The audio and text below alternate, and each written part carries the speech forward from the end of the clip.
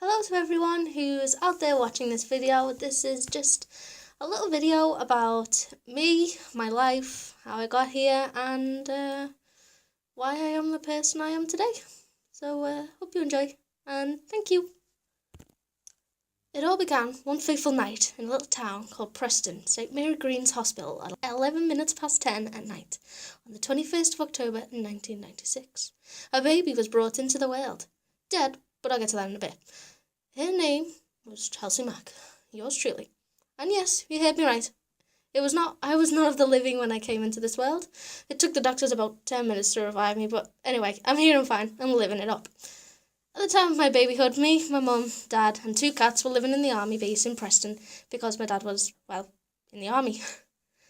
He met my mum whilst he was on leave in Liverpool, and he was a friend of my auntie's boyfriend, so was introduced via that connection.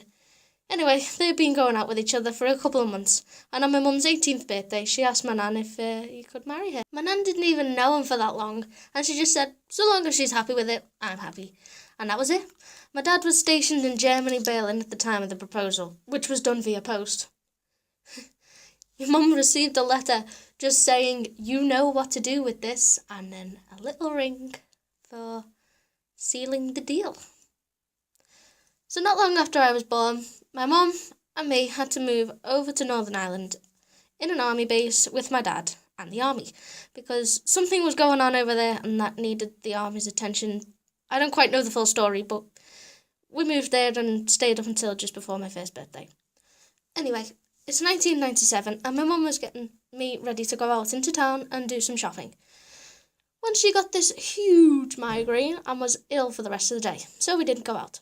But it was a good thing we didn't, because not long after my mum making a decision to stay in, it was all over the news that a bomb had gone off under a car in Omagh town centre. This was just a lucky escape for us, but same couldn't have been said for those who were killed or injured. It didn't take long for us to be back home in Preston after the car bomb, so normality was settling in.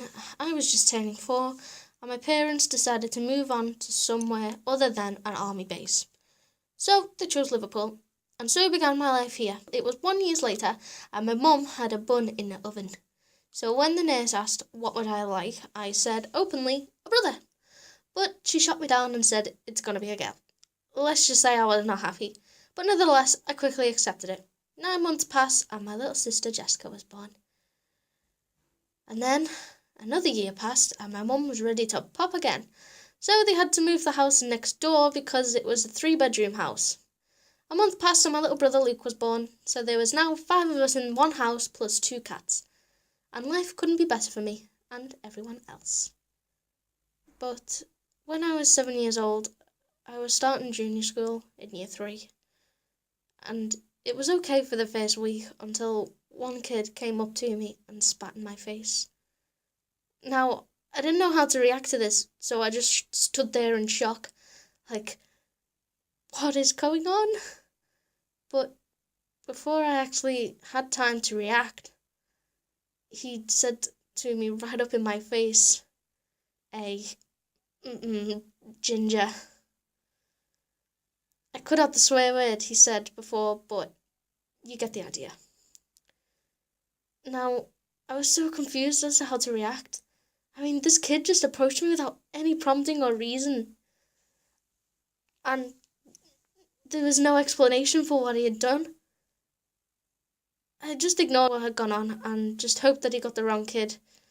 But this kept happening to me every single day for the next 3 years, gradually progressing in frequency until eventually he had a group of others joining in and pushing me and hitting me and constant verbal abuse. Don't get me wrong, both my parents and me were alerting the teachers after every single incident, but were clearly ignored as it continued. But primary school was over, and I had hope in me, as I thought, hey, they were just stupid, and there's no way they could be accepted into high school. But oh, how wrong I was. Now they too have made it into my high school, and they just picked up where they left off. It was a regular thing for me to get beaten up in high school, and teachers saw this, but yet nothing was done about it. This then continued right the way through high school. High school was my lowest point of happiness. I was really close to just wanting to, well, end it all. And not even my parents knew that. So that was it. Life in high school was hell. I went through 2 boyfriends and a whittling number of friends while going through all of this. And on top of that, my GCSEs. So the 5 years of abuse slowly dragged on, and I was finally freed from all the hell I had gone through. College was a godsend to me. It was the first emotional and physical peace I had had in a long time. No bullies, I made new friends, worked on new technology. I was making friends, I was happy, and I could finally concentrate on what I really wanted to do in life. It was about a month into my first year of my graphics course. The week was over, and I was ready for the weekend. It was my close friend Amy's 17th birthday house party, and I had been looking forward to it all week. I was offered to do a water run when I saw the tallest and most deepest voiced guy I have ever seen. Ever. Danny Cureman is his name, and he had this crazy goatee and bushy sideburns. I thought they were cool. Apparently he was a friend of Amy's and he had just never thought to introduce us before. So we got to know each other, and 2 days of going out for really long walks passed, and he asked me if I wanted to be his girlfriend. I leapt at the opportunity, not that I'm desperate or anything, and here I am, almost 2 years later, still as happy as the day we got together. Here has been my cliche rock. Every stressful project, all of them. Every time I just want to get away from arguing in the house, and even every time I just want to hug. He had been there. I talked to my mum and dad about stuff too, but there are just some things I just don't want to talk about with family, so I turned to Danny. I love him more than most things in my life. And no matter how much I try and convince him just how much he has helped me, he still won't take the compliment.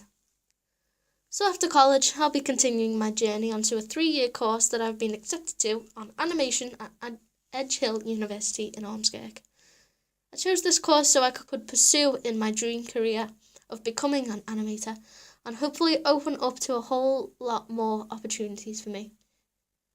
So, once again, a huge thank you to all those who stuck by me with every step of the way, with full knowledge of just how crazy I am, and helped me be the person I am today.